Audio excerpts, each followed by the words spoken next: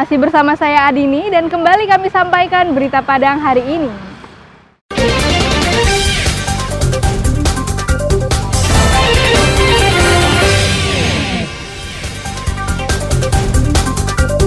Pembangunan Pasar Surantih dihentikan dan tidak dilanjutkan.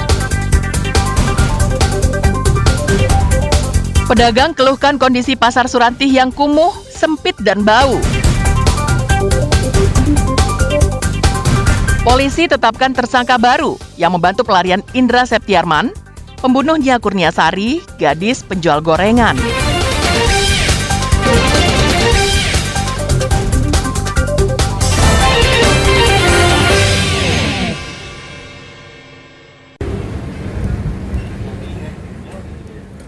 Polres Padang Pariaman mengembangkan kasus pembunuhan gadis penjual gorengan, Nia Kurniasari, yang telah terungkap sejak 2 pekan yang lalu. Penyidik Polres menetapkan seorang tersangka baru karena ikut terlibat dalam membantu Indra Septiarman selama pelarian. Dalam keterangan pers pada Sabtu pekan lalu di Mapolres Padang Pariaman, Kapolres Padang Pariaman AKBP Ahmad Faisal Amir mengatakan pihaknya telah menetapkan tersangka baru yang bernama Muhammad Jailani alias Dani. Dani ini dikenal sebagai kerabat dari Indra Septiarman. Perannya adalah membantu pelaku dalam pelariannya selama 11 hari. Indra kabur setelah memperkosa dan membunuh Nia Kurniasari, gadis penjual gorengan, pada 6 September lalu. Kapolres menyatakan, dalam pengembangan ini tersangka dikenakan pasal 21 ayat 4 huruf A KUHP dengan ancaman hukuman 9 bulan penjara. Karena ancaman hukumannya di bawah 5 tahun, tersangka seharusnya tidak ditahan dan hanya wajib lapor. Namun ternyata Dani juga dijerat kasus lain, sehingga tersangka tetap ditahan polisi. Atau tersangka ini merupakan saksi yang merupakan kerabat terdekat dari tersangka sebelumnya di kasus pembunuhan dan pemerkosaan IS. Sehingga kami menetapkan MJ alias DN sebagai tersangka dalam kasus perintangan dalam penyidikan yang menyebabkan larinya tersangka. Hingga sejauh ini, Polres Padang Pariaman tetap mengembangkan dan berupaya mengungkap fakta baru untuk mengetahui ada tidaknya tersangka lain selain Muhammad Jailani. Eki Rafki melaporkan dari Padang Pariaman.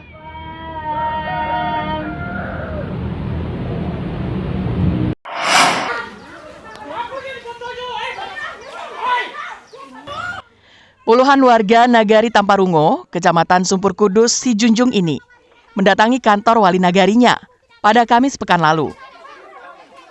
Warga datang untuk meminta agar wali nagari dapat membantu menyelesaikan permasalahan warganya yang telah lebih dari 2 tahun tak kunjung selesai. Permasalahannya diduga berawal dari adanya investasi bodong di nagari itu yang memakan korban hingga ratusan orang dengan jumlah kerugian mencapai miliaran rupiah.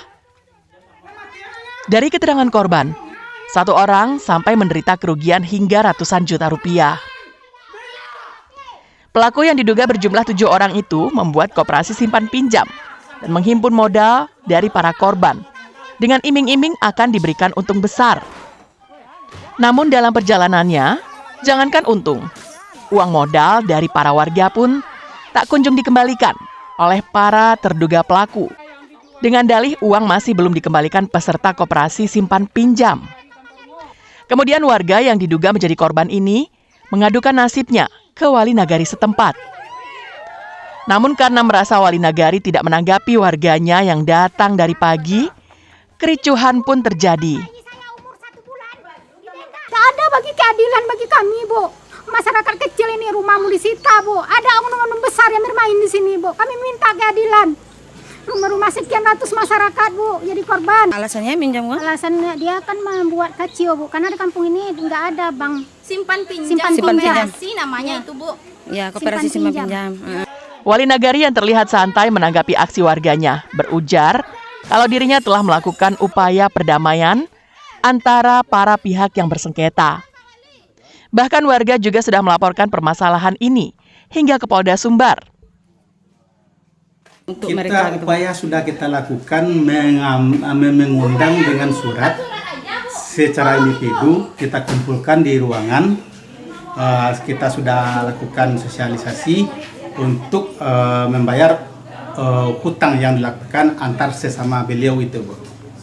Nah, namun realitanya kata yang punya uang sampai hari ini juga belum dilunasi.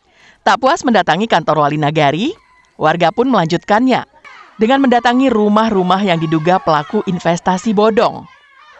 Namun tak satu pun dari pemilik rumah yang bisa ditemui. Dari peristiwa ini, seorang warga mengalami luka robek di bagian kaki akibat pecahan kaca kantor Wali Nagari. Sri Louis melaporkan dari Sijunjung.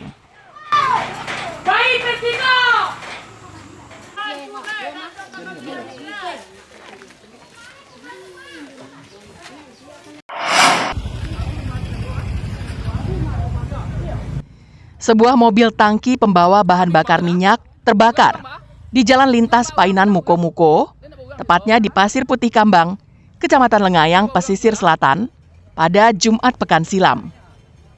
Menurut saksi mata, sebelum mobil tangki itu terbakar, terdengar suara dentuman keras. Dan ketika dilihat, ternyata mobil dalam keadaan terbakar. Mobil itu datang dari arah Padang menuju Muko-Muko, yang mengalami pecah ban, sehingga keluar jalur dan terbalik. Tak lama berselang, mobil itu pun kemudian terbakar. Kobaran api yang begitu besar mengakibatkan 2 rumah di dekat lokasi kejadian juga ikut terbakar di bagian depannya. Seluruh perabotan rumah yang berada tepat di sebelah lokasi kejadian habis terbakar. Kabel listrik juga ikut terputus. Kejadiannya pas waktu kedengar kan bannya meledak kan.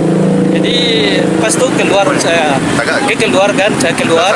Jadi pas keluar kebentur sama apa kan sama tonggak listrik tuh langsung terbakar. Ya, apinya langsung besar sekali. Jadi supirnya Jawa itu ada di dalam kan. Pas itu tuh dikeluarkan sama stokernya tuh keluar sama keduanya supirnya. Beruntung penghuni rumah, sopir truk dan kernetnya cepat menyelamatkan diri sehingga tidak ada korban jiwa dalam kejadian itu. Kebakaran ini menyebabkan kerugian hingga mencapai ratusan juta rupiah. Banta Fauzan melaporkan dari Pesisir Selatan.